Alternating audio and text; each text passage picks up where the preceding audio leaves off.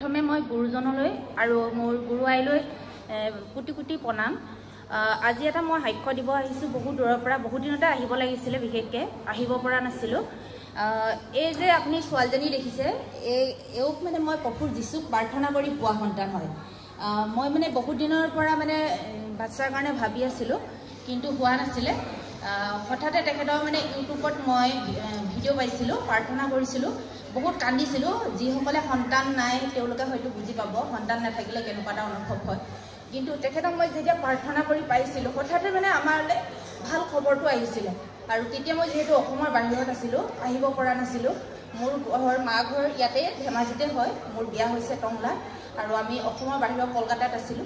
আৰু প্ৰাৰ্থনা কৰি যেতিয়া মানে এওক পাইছিলো মানে বহুত আনন্দিত হৈছিলো, সেইটো হয়তো বুজাব নোৱাৰিম।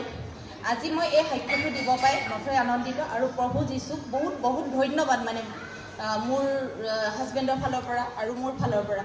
সেয়েহে আজি মই এইটো দি পাই মানে সাক্ষ্যটো দি পাই মানে বহুত মানে সেইখিনি ভাল বুলি মানে কিবা নিজকে মানে হেৰি কৰিব বিচাৰিছোঁ আৰু সেয়েহে আজি এইটো দিব আহিলোঁ। তাৰ কাৰণে আপোনালোকে প্ৰাৰ্থনা কৰিব, লগতে প্ৰভু যীশুৰ সদায় যেন আশীৰ্বাদ থাকে আমাৰ ওপৰত, গুৰুজনাৰ আশীৰ্বাদ থাকক।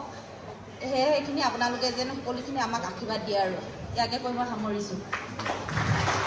আৰু লগতে এইখিনি মই ক'ব বিচাৰোঁ, এতিয়া মানে আমাৰ বিশেষ ঘৰত আমি টংলাত আহি গৈছোঁ। তাতে সৰু সুৰা এখন দোকান দিছোঁ কাপোৰৰ, লগতে সৰু সুৰা এটা মানুহজনৰ গাড়ী এখন আছে।